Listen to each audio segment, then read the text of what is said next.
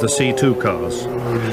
Well, we're coming up now towards the start, towards that last corner, the three Porsches in red and yellow, the fastest cars in practice because, of course, they're turbocharged, they can turn up the boost, which means in practice they can go quicker, and Porsche always like to be fastest in practice. But the important thing is not who's fastest in practice, it's who wins the race. 3 Works Porsches versus 5 Jaguars, and the winner of the 1988 Le Mans is 24 hours ahead of us. As we come up to this last corner, you'll see the pace car pull off to the right up the pit road, and then the race will be on, and it's usually exactly at 4 o'clock. Today, this year it's a bit earlier, it's 3 o'clock because of the French elections. Off goes the pace car. 24 hours from now, we'll know who's won the race. Anthony. Indeed, the three Porsches, of course, were fastest in qualifying. Hans Stuck did one of his flyers to take pole. This shouldn't be a disappointment to anybody because, as you said, they can turn the boost up in qualifying. They can't do it in the race because they'll run out of fuel. And the 3 Jaguars there behind the 3 Porsches. Well, of course, 5 Jaguars altogether, 2 of them over from America with Danny Sullivan, Davy Jones and Price Cobb. And then the other one, Kevin Cogan, the Irishman, Daly and the Australian Perkins. 3 Porsches still in line ahead on the first lap, and it's Wallach, number 18, in front, not Stuck, the pole man. You know, this is a big surprise because I think Stuck is going to want to reverse that situation. He will want to set the pace for the Porsche team. The interesting thing is, who's going to set the pace for the Jaguar team? I don't think it's going to be the Martin Brundle car. I would suspect that he'll want to hand back, so it may very well be that Jan Lammers, the Flying Dutchman, will do that job in number 2 Jaguar. Of course, the difference between that and the other Jaguar, Brundle and Nielsen elected to run with only 2 drivers. All the other Jaguars have got 3 drivers apiece. Lammers, of course, is with Johnny Dumfries and Andy Wallace. Yes, the important thing to remember, however, is that Brundle will probably drive second and take over the best-placed car. If that car is well up, then he'll take it over. If the other car is well up, he might take that over. Once he's committed himself, however, he can't score points on the other car. We're in car now with John Watson in one of the Jaguars down the straight where the cars reach roughly 245, 250 miles an hour. And here are the Porsches and the Jaguar already among them. Yes, Lammers moving into 3rd place, I think, splitting the Porsche team already. There he is. Wallach and Stuck ahead of him. The Andretti's behind him. And then his teammate, the number 1 car of Nielsen and Brundle. Now, it's interesting also to keep an eye out for that other Jaguar there. That's the number 22 car, the comparatively slow car in practice, but they're all up there in the first 10 or so, so obviously nobody's going to lie back too far. No, of course, they're very much part of a team. The Americans have come over from the American racing team of the TWR Jaguar team. Look at Lammers is now in 2nd place, Neville. Yes, Lammers up to 2nd place. I think of the Americans, the man to watch out for is Danny Sullivan. I don't think he's driven at Le Mans before, but he's driven in Europe before, and he's very, very quick still and very ambitious. And it's Stuck now in the lead. Stuck, number 17, has taken the lead with Lammers in the number 2 Jaguar 2nd. Then the Porsches in 3rd and 4th places. The Andretti car, driven by Mario Andretti, his son, Mike Andretti, and John Andretti, who is, of course, the cousin of Michael, the nephew of Mario Andretti, who was a world champion at one time in Formula 1 and has won so many races in America it isn't true. He wants to do the one thing that the only other driver has done is Graham Hill. He'd like to do Indianapolis, Le Mans, and, of course, Monaco. And he's had a long ambition to do Le Mans with his family, with his son originally, and now, of course, he's got the nephew there as well. A dearly held ambition of this great driver from the States, Mario Andretti. In car, once again, as the Porsche comes out in the lead, and it's Porsche first, Jaguar second, Porsche 3rd and 4th, then another Jaguar. The 3 Works Porsches are running with a slightly different type of engine management system. What's that, you might ask? Well, in fact, it's what you and I have, fuel injection, this sort of thing, and the electrics of the engine are all computer controlled, and that's giving them an edge over the privately owned Porsches, because only the Works Porsches have got that, and they reckon it's made up in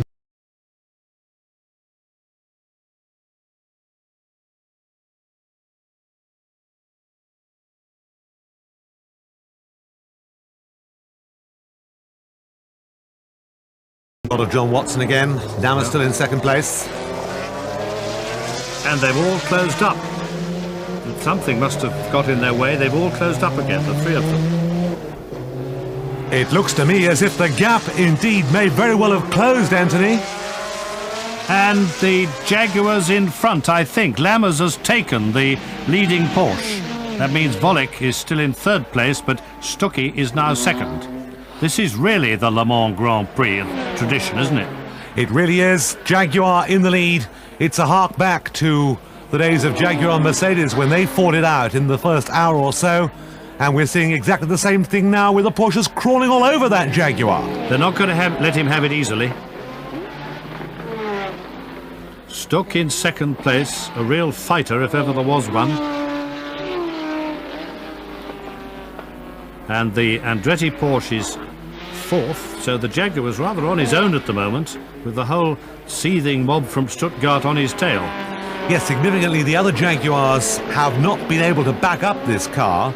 We don't know why yet. When we get the first pit stops, we may learn whether or not every car is handling perfectly, etc. Sometimes a car that handled well in practice doesn't on race day, and for no reason anybody can think of. But it looks to me as if very much the hair of the Jaguar team, and significantly quicker than any other Jaguar as a number 2 car.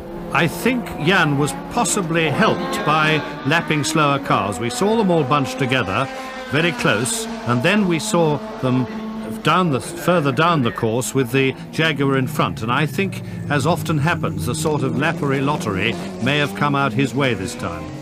Yes, he's a pretty uncompromising character when it comes to lappery and things like that. The Porsches fighting out among themselves behind him. Of course, that's exactly what Jaguar want. The harder they fight each other, the more easily it will be for him to make a break. And this is the one thing the Jaguars are not doing, as far as we can see, is racing amongst themselves. They're letting Jan Lammers dictate the pace. Yes, looking back down the field, as I rather predicted, the one Jaguar that we've got to keep an eye out for is the number 21 car, the Danny Sullivan car. That is travelling very, very quickly indeed, and is in up and among the Coventry cars as opposed to the American cars. Well, Danny Sullivan, as you say, of course, an Indianapolis winner and a real charger in any kind of racing. And his teammates, they're a good team. The Irishman, of course, Daly. No, sorry, it's Davy Jones and Bryce Cobb, the other Americans. Davy Jones is very young. He's had experience in Formula 3, but he's not what you would call a very experienced driver. Bryce Cobb has had a lot of racing in all sorts of different categories. They're a very hot team, that. Yes, Davy Jones, the baby of the team, in fact, at 23 years old. And here you see the Porsches charging after the Jaguar down the Mulsanne Straight, 312 kilometres per hour. Would you like to do the arithmetic? I think you'll find it goes higher than that as they get a bit further down the straight. 366 we've got. And that is quick by anybody's standards. And the flag there to signify as if nobody knew that somebody was coming up on a slower car there, but it's the slower car that needs the warning, and that's always the bugbear of Le Mans. More so perhaps in the hours of dawn and dusk than it is in bright daylight like this, bright sunlight like this. But nevertheless, the Jaguar, you will see, has got his lights on to warn the traffic that he is approaching, and obviously doesn't want to be held up. The blue flag waved means there's a faster car behind you and you should give way. And the drivers of these huge 250-mile-an-hour monsters fighting it out for the lead here are very much dependent on the good sense and safety sense and manners of the drivers of the slower cars. Because if they don't get out of the way, it could be extremely difficult. This battle is, to look at this is still 3 cars, and the Jaguar comes in the pits. First pit stop for Jan Lammers, number 2, Jaguar. Yes, the Jaguars at the top end of the pits there, so they haven't got too far to travel when they come in, but they've got an awfully long way to go when they come out. And you can see the huge crowd as the refueling goes on. That's not a driver with a helmet on, that's one of the pit crew with a helmet on. There's a driver change taking place, though. Johnny Dumfries taking over from Lammers, and these Porsches still seem to be fighting amongst themselves. Stock wants to get back in front of Volek. I really can't understand the team logic of that, but they're all very experienced, professional people. I'm sure they know what they're doing. Well, I was talking, in fact, to the team before the race, Anthony, and it does seem that the Porsche drivers are more or less being allowed to drive their own race, which is all very well, but if it happens at an early stage like this, it can result in problems. Well, again, they'll be having to watch their fuel gauge. If they'll be getting a bit of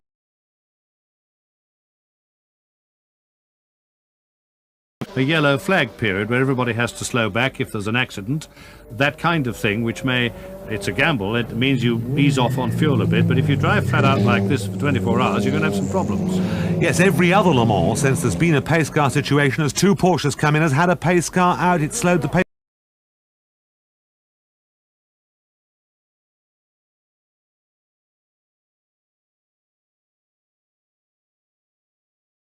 Of a change, and the other one comes across his bows and pulls it in front of him. It shows that they're a bit marginal on fuel, Anthony. Supposing Volek's ready to go out first. I hate to criticise, and I'm sure I'm wrong, but this looks a bit of a muddle to me, Neville. Yes, it was a bit odd to have two cars in at the same time that early. And the second one in front. Yeah, I think the Andretti car came in on its own, did it not, a little bit earlier on? I believe it did. This must be because one of them is a lap early, I should think. It's got to be. Meanwhile, soldiering on, having had a pit stop, refueled, new driver, in the lead now is Johnny Dumfries in the number 2 Jaguar. Yes, now the interesting point here is going to be, very significant I think, is how the pit stops actually went, because if the Jaguar took on less fuel, he should theoretically come out with a lead. Yes, it's going to be to and fro all the time. These cars running so close together when they're on the track that a fuel stop's worth is going to be made up as you come out, unless, as you say, your stop is longer than the other chap. So Johnny Dumfries now at the wheel of the leading Jaguar, 28 years old, ex-British Formula 3 champion, Formula 1 drive with Lotus, and then sadly nothing on the Formula 1 front, but last year drove for Mercedes here and holds the current lap record at Le Mans. Yes, I should think that lap record will probably go today. There goes Stuck out. I think he's got out first, possibly. Yes, and I think, in fact, that may very well be Klaus Ludwig that's taken over. Yes. I think they changed drivers there. Yeah, it would be Klaus Ludwig second in that car, that's right. That's one of the Japanese team cars. Yes, this was interesting. The Japanese have often made their bid here at Le Mans, but they've never really come home with any money in the bank, so to speak. And the big problem with the Toyota team, for example, is that they're very, very quick in practice because they can turn the boost up, but in the race they're very, very slow. Well, I think they virtually know that they cannot get through the race on the fuel allowance at anything like a competitive speed. I think it's as pessimistic as that. Well, here we see the battle. There's the Jaguar, there's the Porsche. The pit stops are over, the first round of pit stops are over, and we're back more or less where we started. They're not far behind, are they? And of course the traffic now is very heavy. The lapping is a problem. You see Dumfries has got a slower car between him and Ludwig, which will be to Ludwig's disadvantage until he get on a straight and take it. There he goes, but he lost a few seconds there. Yes, Klaus Ludwig, 39 years old now, has driven extensively in America, drove for Zach Speed-In Saloons, has driven for Ford, and in fact is still driving for Ford in the European Touring Car Championship, a very quick driver and one of the very best sorters of cars. And here at Le Mans, he actually had 2 victories on the trot. He was going for his hat trick and decided that the car wasn't happy, retired from a race here, and said he wouldn't come back to Le Mans after a big accident here a couple of 3 years ago. But when he saw the changes to the circuit, he changed his mind, and it's welcome back, careful Klaus. Well, he's certainly in a very competitive situation at the moment. Closing on Dumfries. Dumfries is quite capable of taking care of himself out there, but he will probably have set his mind to lap at a specific time, and if Klaus wants to go out and charge, well, that's up to Klaus to a degree. That's a Jaguar. That's a Jaguar that has spun. It looks to me as if that's the number 1 car, and John Nielsen, I think, at the wheel of that. Yes, he's got well into the sand. Whether he's actually hit anything, it's difficult to tell. I think possibly he hasn't, but he's stuck in the protective gravel, which is designed to slow you down so you don't hit anything. Well, he's well and truly stuck there, and the marshals are rushing to his aid now. Losing time. This is what you don't need at this stage. No, the regulation's very clear, though, because that car is where it is. It can have assistance to move. If it was somewhere safer, then it'd be up to the driver to restart it, but as it's where it is, and it's in the kitty litter there, then they will actually pull it clear so it's not in a dangerous position, and hopefully, if it hasn't hit anything, he'll be able to restart. Yes, so he's well off the track, but he's not off where the next accident might happen, because somebody else could come off at the same place. So that is why, as you say, it's this dangerous place. Look at this fight for the lead. Ludwig right up with Dumfries. And meanwhile, I don't believe that. Oh, I think they had that at the first Le Mans, didn't they? I don't believe... What a lovely thing. It's amazing. It's a sort of lumber wagon. Yeah. It's been there for years. They're going to pull it out with that. Well, they obviously. are too. They are. What a lovely machine. A thrill for the driver sitting there watching the cars go by to the grandstand seat. And now, of course, he's facing the wrong way. So somehow or other, safely, he's got to turn around and come back in the direction of the race as they rather leisurely unhook him. And then, of course, he's got to decide whether to go in the pits and see if there's any damage or if he's picked up any gravel which might upset the cooling system or anything of that sort. John Nielsen, the Danish driver of the Jaguar, unusual for him to make a mistake. Yes, we should tell you, as if you didn't know probably, that the man who runs the Jaguar team, who's been responsible for the Jaguar effort here at Le Mans, their comeback into sports car racing, they're winning the European Touring Car Championship, is Tom Walkinshaw. Tom Walkinshaw is a tough, hard Scotsman, and I wouldn't want to face Tom Walkinshaw after I'd done that to one of his cars. Well, let's hope he doesn't have to face him. If the car's not damaged, he can go straight on anyway, and they're sweeping up the general mess that he's created. There's the camera again in the number 3 Jaguar, showing us just what it's like for a driver. Look how smooth and steady that car is. No bumps, no vibration. It's like a saloon car on the motorway. Yes, that was on the Mulsanne Straight, and you know when they put that surface down, they laid it with lasers, Anthony, so it's so smooth. And in fact, it was so smooth that it actually affected a lot of people when they came to set the cars up. Now, John Nielsen has not stopped. He's gone straight by. So the curiosity of his teammate Martin Brundle as to whether the car is damaged or not and where he's been and why will not be satisfied for the moment, except on any radio communication he has time to make. Yes, he probably by now has had a chance to assess that there's no damage and he'd rather stay out there and get on with the job than have another stop for no apparent reason if it is okay. Interesting point, of course, the pit signal, although they have radio communication, the pit signals, of course, are not given from the pits. They're given from a special signalling area right down the other end of the track after Mulsanne, which is controlled by radio from the pits. Yes, of course, you have an enormous number of marshals around this circuit, but you also have an enormous number of people helping in the teams. I can't remember how many people is it the Jaguar have got here altogether? Oh, well over 100. And, of course, they've got caterers and physiotherapists, doctors and goodness knows what. This battle for the lead is still hot. This is like Ludwig is not going to let Dumfries get away, and Dumfries, who's not enormously experienced in this kind of racing here, is really putting on a fight and holding him off. Yes, Johnny Dumfries' first drive for the team was at Spa at the end of last year when he significantly dented a car. But having got it undented, so to speak, the Jaguars went on to win that race and clinch not just the drivers but the manufacturers' championship all at the same time. Well, he's holding off one of the toughest drivers in the business, Klaus Ludwig. Look, there's nothing between them. Nothing between them. And he's coming alongside and he's taking him.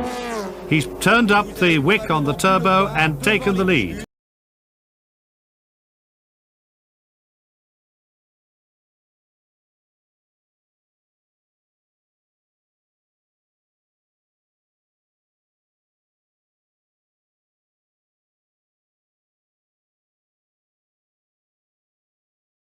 Happened last year, and of course when that does happen, it's very, very serious indeed, because all the aerodynamics go on the car. Fortunately, it's gone well clear of the track, right over the other side, so that particular tail section of something has not done anybody any harm. There's the car that lost it. It looks like a C2 car. Yes, it is a C2 car. And what's this? It's the Porsche! The Porsche is slowing! It's Klaus Ludwig!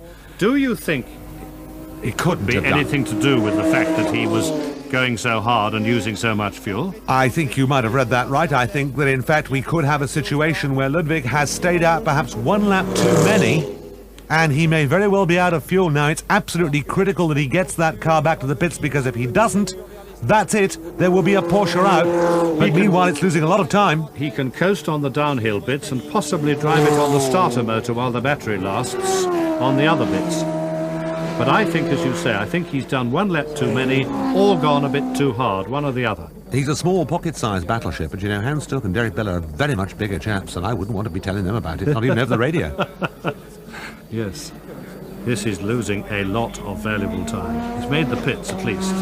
He's made the pits. Now, at this stage, again, I think he'll be allowed to have assistance to reach the pit, because they don't want a car stuck in an awkward place. So I think on safety grounds, if no other, there they go. The Porsche mechanics in overalls to match the car, and one of them hurriedly talking.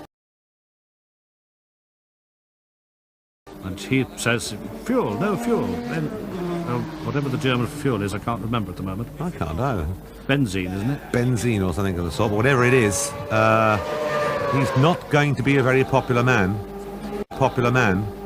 Well, now that, of course, means that the lead Jaguar will pull away because the other Porsches were nothing like so close to it. This was the one that was biting the Jaguar's ankles. If Jaguars have ankles, I suppose they must do. And so it's pulling away now and building a nice big cushion. Because from a Jaguar point of view, it's the right Porsche that has overrun this fuel problem. Now, I couldn't see whether they changed drivers there or not. Did you see that? I'm sure they didn't. I don't think they did. They wouldn't be, because it would be possibly out of schedule. Yeah, so Klaus Ludwig staying at the wheel.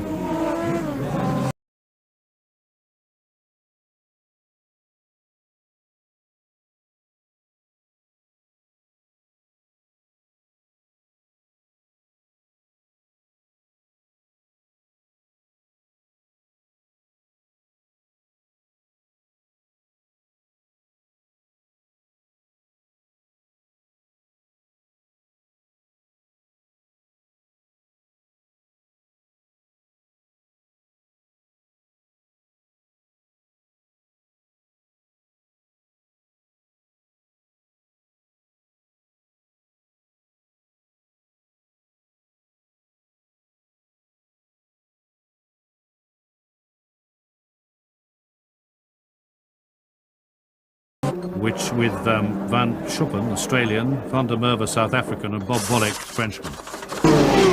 There's the leader.